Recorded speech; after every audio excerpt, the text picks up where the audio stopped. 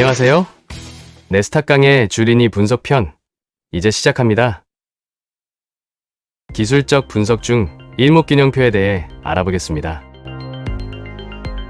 일목균형표란 1898년에 야마구치현 토요타초니시에서 태어난 호소다 코이치라는 사람이 39살의 나이에 자신이 다니던 신문사에서 직원들과 증권시장에 대한 연구를 하면서 만든 지표입니다. 그 후 필명을 사가미타로라고 바꾸었으며 우리에게는 일목산인으로 유명합니다. 일목산인은 그 후대를 거쳐 일목균형표에 대한 이론을 완성시켰습니다. 일목균형표의 구성으로는 선행스팬 1과 선행스팬 2가 있으며 1과 2 사이를 구름대라고 표현하고 전환선과 기준선 그리고 후행스팬으로 이루어져 있습니다. 일목균형표는 일정 기간 동안의 최고점과 최저점의 중간값을 기준으로 하기 때문에 상승과 하락 이외의 수평 구간이 존재해 그를 통해 시세의 균형을 볼 수 있다는 것이 일목균형표의 핵심입니다. 구름대에서 선행스팬 1이 선행스팬 2를 상향 돌파하여 붉은색 표시가 된다면 양은, 하향 돌파하면 푸른색 음운으로 표시가 됩니다. 그럼 차트상에서 일목균형표를 추가하는 방법을 말씀드리겠습니다.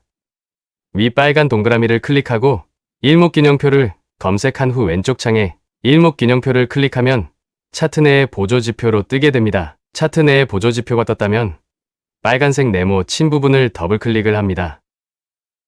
더블클릭하면 이런 화면이 뜨게 됩니다. 여기서 선행스팬 1은 기준선과 전환선의 평균치를 당일 포함하여 26봉 뒤에 표시한 선들입니다. 이는 중 단기적인 힘을 나타냅니다.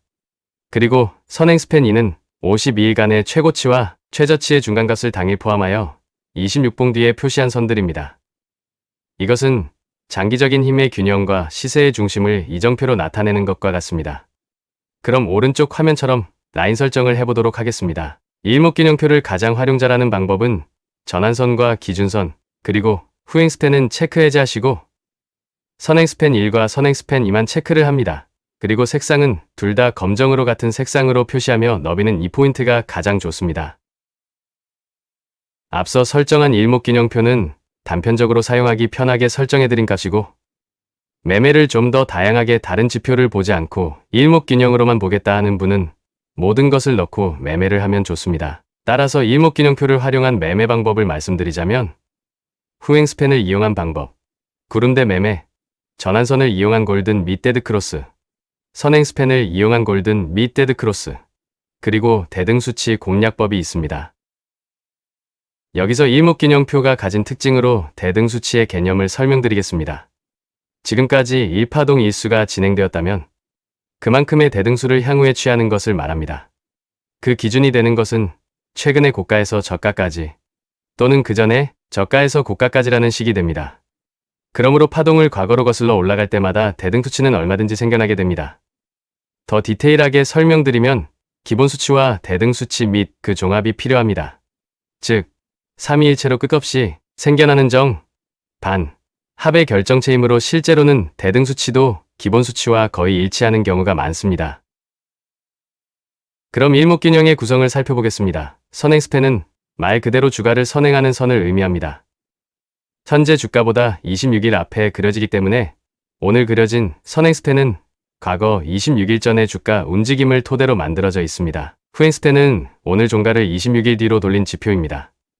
즉, 26일 전의 가격과 현재의 가격을 비교함으로써 해당 주식의 방향성을 알기 쉬운 지표로 차트에서 혼자 동떨어져 있는 선이 후행스팬입니다. 따라서 후행스팬은 주가와 비슷한 움직임을 보이며 선의 고점과 저점을 찾아 주가 흐름의 천장과 바닥을 찾기 유용한 지표입니다.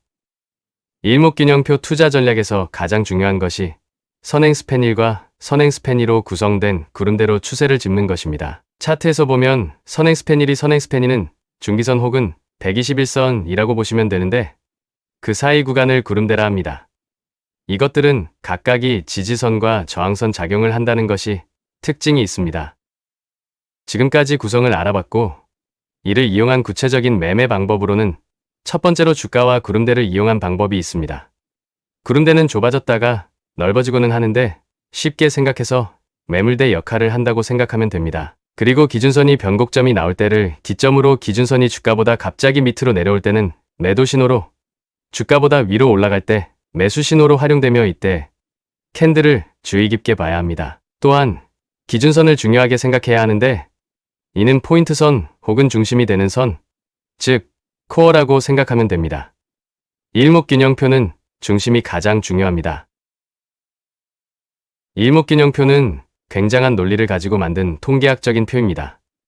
만약 하방으로 떨어진다면 하방으로 떨어지는 작용이 발생된다는 추세라는 것을 의미하는데 한번 올라가는 추세를 탄다면 계속 올라가려는 작용을 말합니다. 따라서 주가가 기준선을 상향 혹은 하향 돌파하는 자리, 그리고 전환선이 기준선을 상향 혹은 하향 돌파하는 자리를 보면 쉽게 매수와 매도 자리를 파악할 수 있습니다. 이로써 정리를 하면 후행 스팬과 선행 스팬 1, 선행 스팬 2, 그리고 구름대를 정확히 이해해야 하며 구름대를 이용하여 실전 매매에서 어떻게 쓰이는지 확인해야 합니다.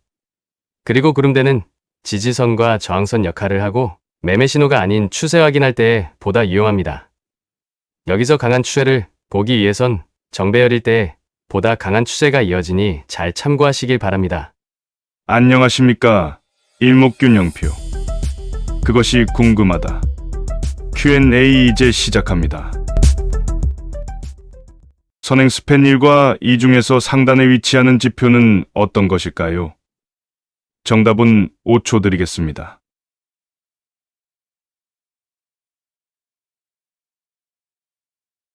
정답은 바로 양운에서는 선행 스팬 1이 상단에 위치, 그리고 음운일 때는 선행 스팬 2가 상단에 위치합니다.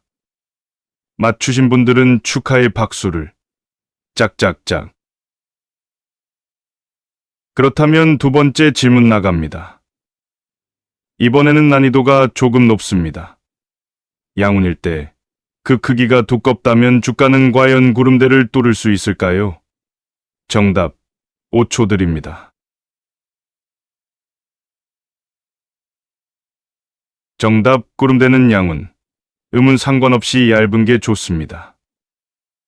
음운과 달리 양운일 때의 좋은 점은 정배열이 되어 있다는 점입니다. 정배열일 때 기존의 추세가 더욱 강해지는 것을 의미하죠. 또한 양운 위에 주가가 위치할 때가 좋습니다.